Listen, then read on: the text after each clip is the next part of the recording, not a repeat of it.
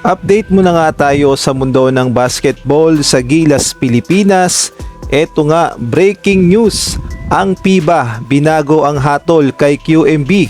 Ginawa na siyang local player ng Gilas, Pilipinas. Ngunit bago tayo magpatuloy, pakipindot naman ang like, subscribe at ang notification bell para updated ka sa susunod kong i-upload. Pakipollow na rin ang aking Facebook page na Pinoy Viral Sports Official. Maraming salamat.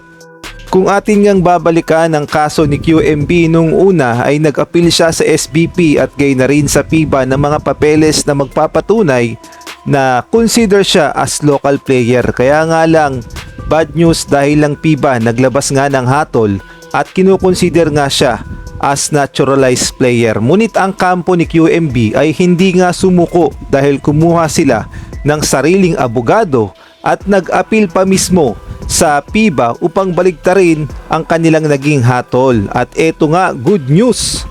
Nagbunga nga ang ginawang apila ng kampo ni QMB sa FIBA dahil ayon nga sa report ng Spin.ph, si QMB ay kinukonsider na ngayon as local player para sa Gilas, Pilipinas. At ito pa nga ang malaking good news dahil 100% na makakapaglaro itong si QMB para sa Gilas, Pilipinas, lalong-lalo na sa paparating na FIBA World Cup Asian Qualifiers na mangyayari sa November dahil mabigat nga ang ating mga makakaharap. Alam naman nating lahat na kailangan talaga ng Gilas, Pilipinas ng big man. At eto na nga ang sagot, si QMB na athletic big man na may tira sa labas.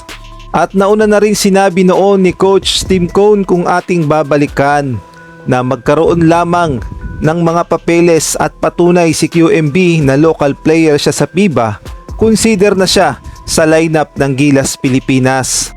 Kaya naman expected na natin na maglalaro na itong si QMB sa paparating na FIBA World Cup Asian Qualifiers kung saan makakaharap nga natin sa Group A ang kupunan ng Australia, New Zealand at gayon na rin ang Guam. At masasabi nating si QMB na talaga ang hinihintay ng Gilas, Pilipinas upang lalong lumakas dahil unang-una si QMB napakaganda ng court vision at siya nga ang tinatawag na modern big man na kailangan ng Gilas, Pilipinas. Biruin nyo sa height niyang 6'10" ay napakaliksi ni QMB. At kung sakali lamang na ipasok itong si QMB sa Gilas, Pilipinas lineup tapos 12 lang talaga ang kailangan ni Coach Tim Cone, sa tingin nyo sino kaya ang posibleng tanggalin ni Coach Tim Cone sa lineup ngayon ng Gilas, Pilipinas upang makapasok lamang itong si QMB? Maaari kayong magbigay ng komento sa comment section.